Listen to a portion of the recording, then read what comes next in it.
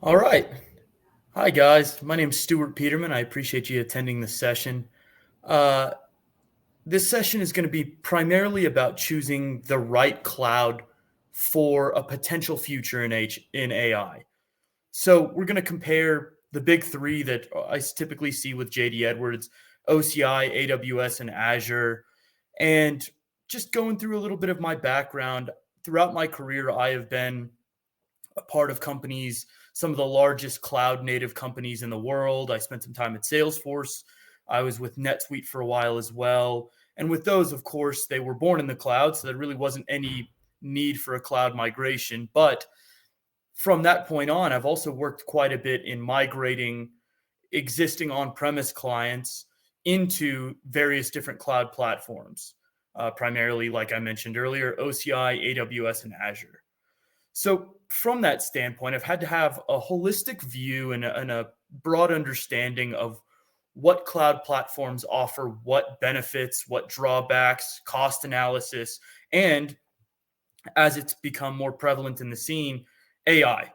A lot of companies are looking at AI as a solution for potential inefficiencies within their organizations. So, what I've helped companies do over my tenure is go through a deep analysis of every piece of their organization, different departments, cost analysis, existing contracts that they may have, so that we can analyze CapEx versus OpEx hits for a cloud migration. And through that, I've been able to hone in some skills on understanding, really from a high level perspective, what might be the best fit for each individual company. So I'm going to offer my expertise from that standpoint and go through each specific cloud platform, JD Edwards as a whole, and how it is ripe for AI and existing process improvements via AI and automation. And then, of course, I've put together a little cheat sheet on what different cloud platforms may offer, cost of those various AI solutions and services, but also some of the analytics platforms and uh, data warehouse, data storage capabilities. And so I'm just going to take you guys through that, hopefully offer a little bit of insight from a bird's eye view. This will be a little bit of a departure from maybe some of the sessions you've seen today, which are a lot more technical and deep dive. I attended Drew's session a little bit earlier. I also attended Manuel and Mo's session. So this one's going to be a little more on the surface. Uh, so, like I said, we're going to dive into the state of AI and JD Edwards, what makes JD Edwards ripe for AI innovation, how to evaluate the right platform, cloud platform specifically for a potential use in AI, whether that's tomorrow or 5 years from now. You want to set yourself up, and the decisions that you're going to make today are going to impact your ability to utilize certain AI platforms. And then, of course, the strengths and considerations of the various cloud platforms that we have. I'll leave some time for Q&A at the end as well, but we only have 30 minutes, so I'll try to keep this as brief and informative as possible so that at the end, you guys can ask any questions that you may have, and I'll endeavor and do my best to answer them. Those that I don't have time to answer or I'm unable to answer, I'll follow up with either myself and another resource, or I know Anish is going to be on this as well. So Anish, you can chime in if need be. So let's jump right into the current state of JD Edwards and what makes JD Edwards ripe for using various AI models. Uh, I'll start by giving JD Edwards a ton of credit. I've worked for a few different companies, some ERP systems, some CRM systems, as I mentioned a little bit earlier, but JD Edwards is an absolute iron horse, and I've come to know that in my time working for them. The user base is extremely loyal, and they have done quite a bit to modernize JD Edwards using things like orchestrations, UDOs, low code tools for workflow extensions. But all that to say, JD Edwards is still extremely ripe for AI enhancements. There is quite a bit of room and a lot of data rich environments. A lot of companies have been on JD Edwards for decades at a time. So there's a lot of enterprise data that can be used to build really complex models that can really span a lot of different departments within an organization. But I'll say this at the end, but I'll say it early as well. I think the correct approach, and I believe Manuel and Mo have reinforced this as well, is to take some quick wins, start small, and build on that.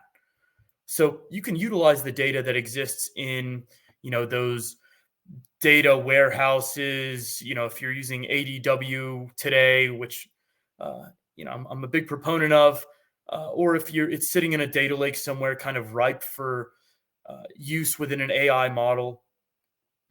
But there are also quite a few manual repetitive tasks that still dominate JD Edwards. Of course, orchestrations and UDOs and things like that have really paved the way for innovation in that sense. But there are still quite a few organizations out there that are either on releases of JD Edwards that are too early to utilize orchestrations and things like that, or they just haven't quite figured out how it best suits their use case.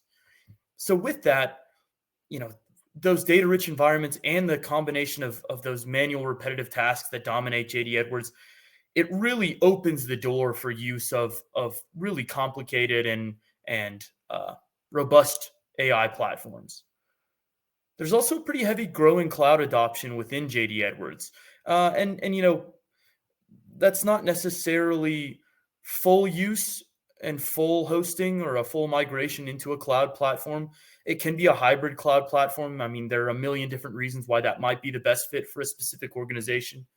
But, JD Edwards companies are really starting to realize that the cloud isn't just a buzzword or something that you want to move to be more modern, quote unquote. It opens the door for a lot of functionality. I mentioned earlier, Oracle's autonomous database, autonomous data warehouse, Oracle Analytics Cloud. Those things really open the door for usage of those robust platforms that Oracle and AWS and Azure have to offer as well. Azure with Power BI. Along with that, there's some labor shortages, there's supply chain disruptions, expectations for faster decision making. Again, that all play into increasing a company's usage, or at least starting to look in the direction of utilizing AI models, whether they be custom models that are built specific to an organization's use case, or pre-built AI models that you can kind of tailor to fit your use case. Now, with JD Edwards, there are a lot of companies out there that could use it for things like predictive maintenance in a manufacturing environment, or if you want to get a little smarter when it comes to supply chain and demand forecasting. So all these things make JD Edwards extremely ready for AI innovations.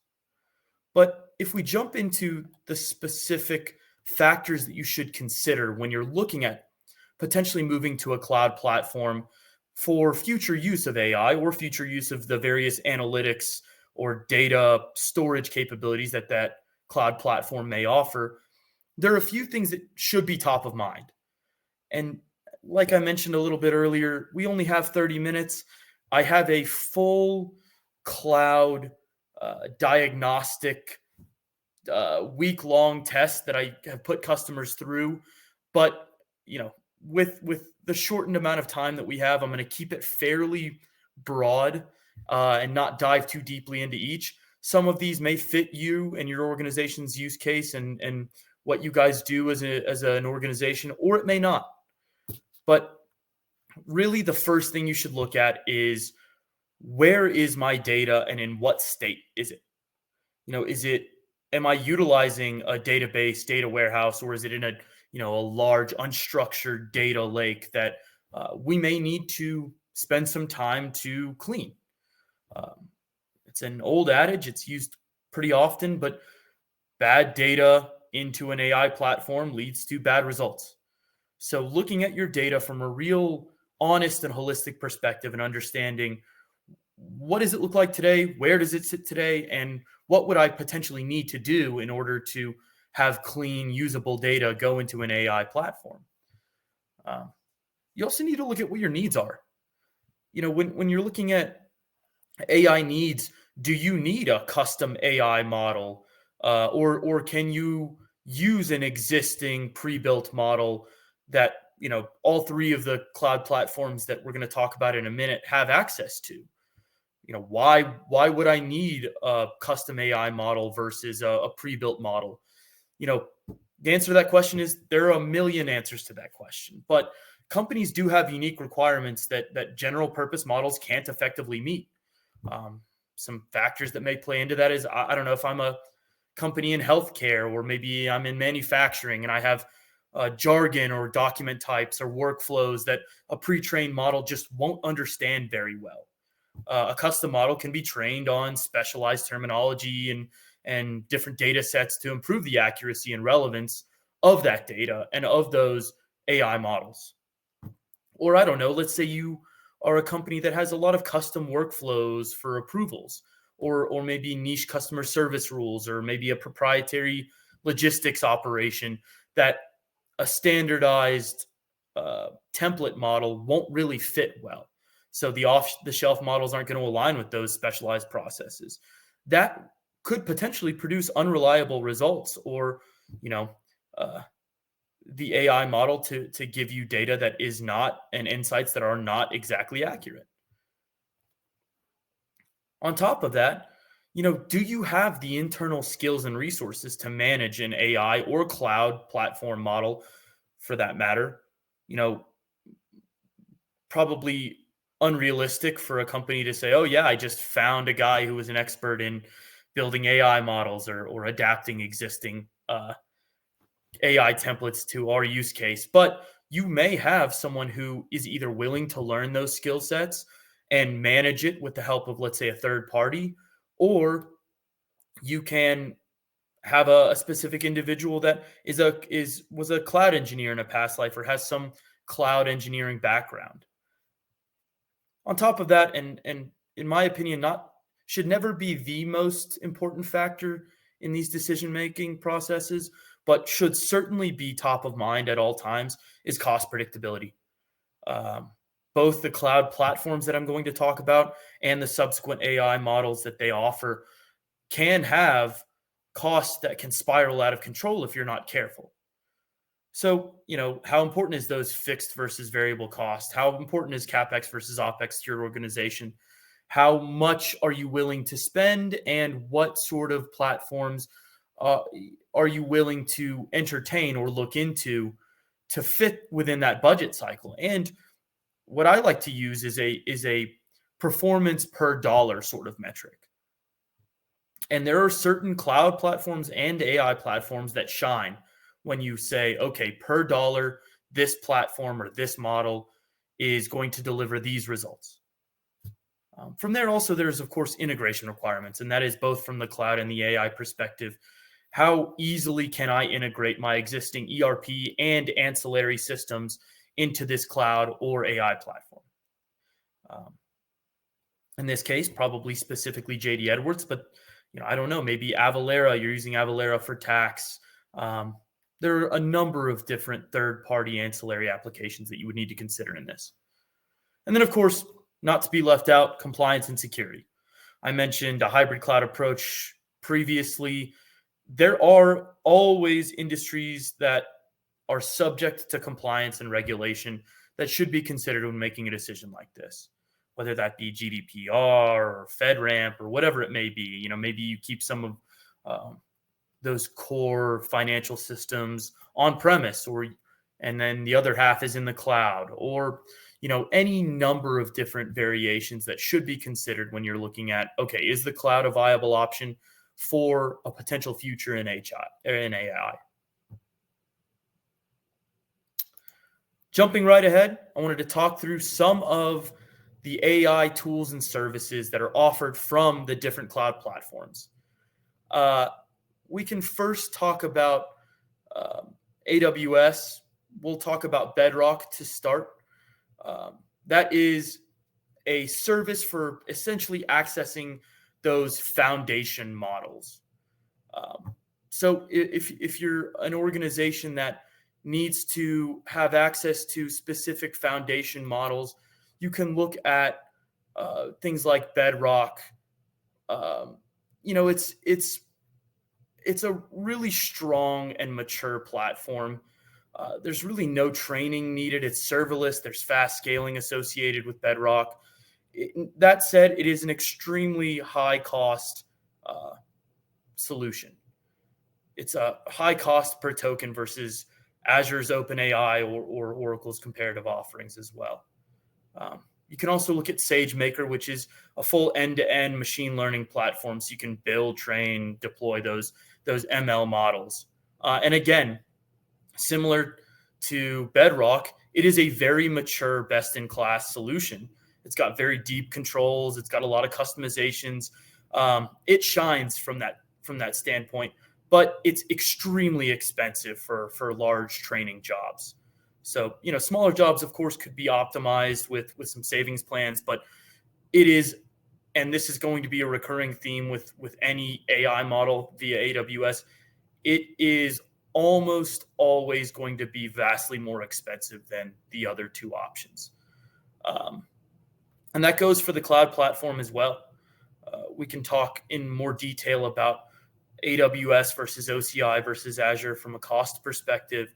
But from a performance per dollar, if you're looking at it from that standpoint, certain cloud platforms offer very strong financial incentives for a migration from either on-prem or maybe a hybrid other setting, or even another cloud platform if you're thinking about replatforming. We can also talk about recognition. Recognition is probably one of those solutions that's not going to be very enterprise oriented from a JD Edwards customer base perspective, but it's used for video analysis, pre-built images, so it can analyze things like faces, objects, text, and it is very accurate. It's quick to deploy. It competes pretty well with the Azure Vision, but it's less integrated into ancillary applications. It's mid-priced. It's not outrageously expensive. And again, I want to say this all with the caveat of different use cases may have different cost structures associated with it. But in comparison with the other two similar offerings, it is at least roughly competitive. And then, of course, you have Comprehend. It's a natural language processing service.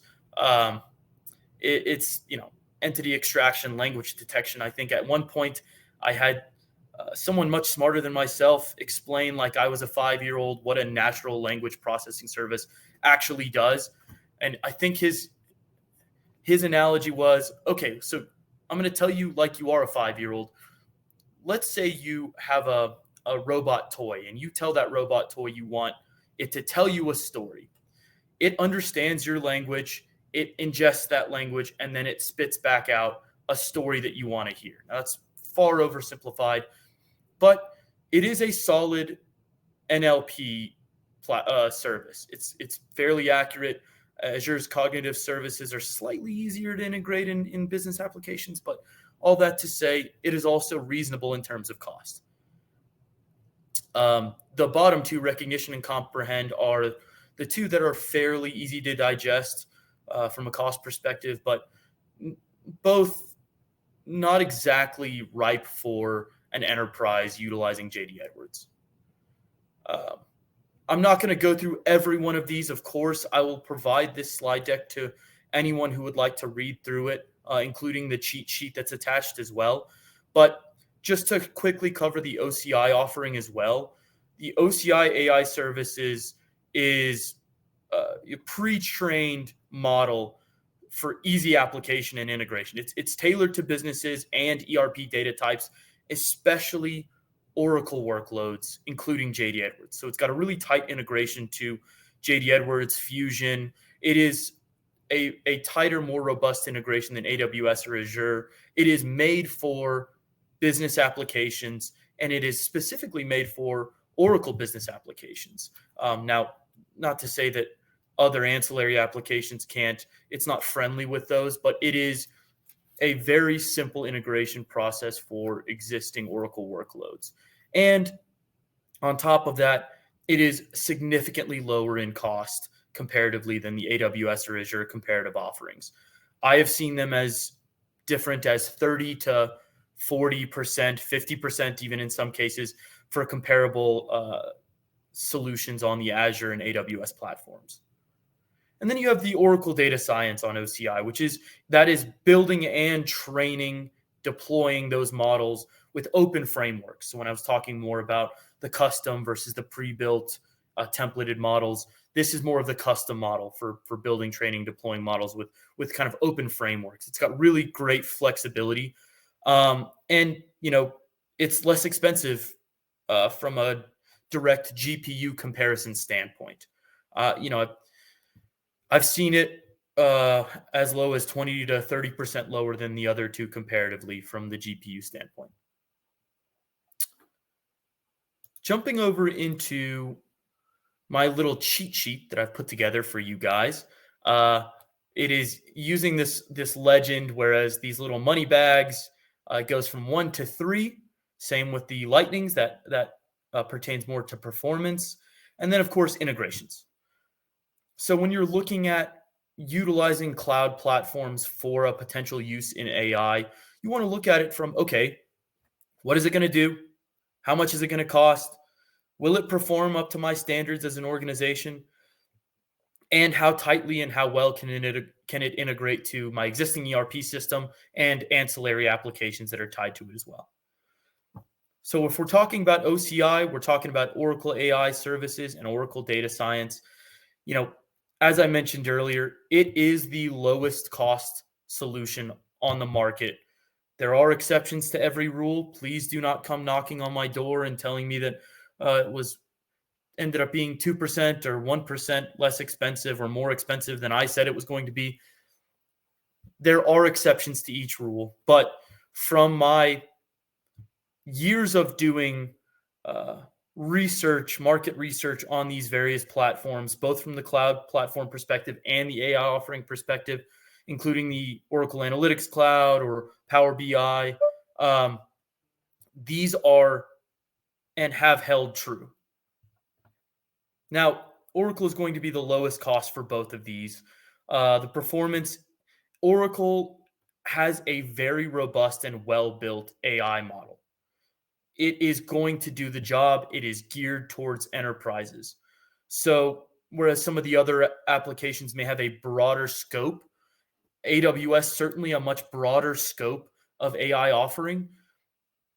If we're talking about what you would be utilizing as an organization, as a JD Edwards user, you're really using it for what Oracle has geared it up to be, which is as an enterprise application and AI model for performance and increase in efficiency within the various departments that you're using it for, whether that be finance, warehousing or shop floor operations, any number of things you can apply these models to. And I actually have a session tomorrow, not to plug my tomorrow session in the middle of my existing session, but I have a session tomorrow at 1:30, I believe, East or 1:30 Mountain Time, 3:30 Eastern Standard Time, talking specifically about these use cases, what we have seen, what I have seen specifically, and how these can be applied to you as a JD Edwards user and your organization. It also, of course, has a very tight Oracle application integration. It is, purpose-built for Oracle data. Of course, it is friendly with other ancillary applications. And as you may or may not know, Oracle has entered into agreements with Microsoft Azure and AWS, Google Cloud to be friendly with those in terms of integrations and utilizing their solutions as well. But that is to say that it is going to run more easily and more easily integrate to the Oracle applications. JD Edwards included, of course. When we're talking about AWS, as I mentioned before, they have a very broad, deep offering. That said, it's going to be, on average, significantly more expensive to run. It's very good on performance. It's very customizable. But oftentimes, the integrations can be, DIY integrations. Maybe it's a standalone platform. It could be fairly flexible. But again, you're dealing with a solution that will certainly have what you want, but if we're talking about it from a performance per dollar perspective, is typically going to get beat out by OCI and Azure. Then jumping over to Azure, um, Azure has a very compelling offering as well. It usually falls somewhere in between Oracle and AWS. Um, they have really tight integrations if you are a Microsoft heavy shop. Microsoft 365, Teams, Dynamic, it has very tight integrations, very native application integrations to those Microsoft workloads. But that's probably not news to you if you are a Microsoft shop. I'm sure you know that already. Again, all that to say, those existing agreements that are in place between Oracle, Azure, make it pretty easy to integrate into those as well. Just to go through kind of a final consideration and boil it down, AWS is going to be a really good option for custom flexibility, but it does in turn have the highest cost risk. I have seen companies utilizing AWS's AI platform or AI offering, and their costs have spiraled out of control very quickly. And uh, I'm not saying that to scare anyone on this call. I'm really only saying it to say that um, it's something that you need to consider and review internally and keep a tight leash on when deploying, if that is your inevitable choice.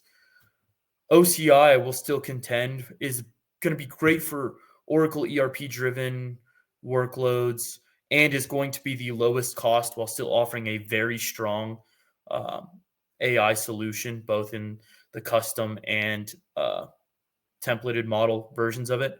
And then Azure, it's going to be really good for enterprise wide AI adoption as well.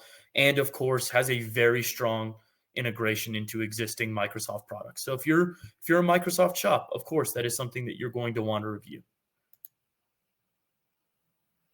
My closing thoughts, though, when it comes to this, and I'll try to leave as much time at the end for questions as I can, but I want everyone on this call to consider match the platform to business realities. Don't look at AI as a sort of hype like you would have maybe looked at cloud 15 years ago.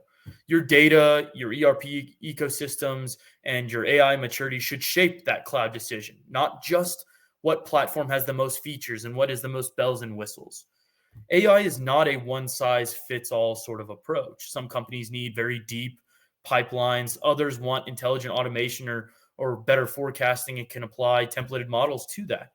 And look at it as a crawl, walk, run approach. I think you'll hear that quite a bit over the next few days, but if you can find quick wins to apply an AI model to, then you can expand from there. You don't need to bite off a piece of the apple that is too large right off the bat. You can really prove these models out over time, and I think that will lead to a much better result as an organization and a lower risk. And then, of course, be strategic about cost when it comes to approaching both the cloud platforms and the AI offerings associated with those cloud platforms. So, as I've mentioned, OCI is going to offer the lowest total cost of ownership for those Oracle heavy workloads and really does have a very attractive GPU AI pricing. Azure really does provide some cost efficiency for organizations. We don't want to rule them out. They have a strong offering as well. Um, but you're not limited to Microsoft AI. You can look at ongoing future partnerships to understand how you can maybe look at a hybrid approach.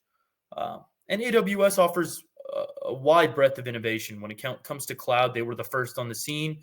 They have the largest and broadest offering. But cost controls can require some serious discipline when reviewing these, especially if you have really inference heavy or custom training use cases. You really need to consider that before diving too deeply into the AWS AI offering. The bottom line here is that the right cloud is not the one with the most tools, most bells and whistles. It is the one that lets your business teams turn data into intelligent decisions. The processes that you have into intelligence and cost into value. So with that, I appreciate your guys' time. If there are any questions, I'll be happy to answer them, and I'll take a look.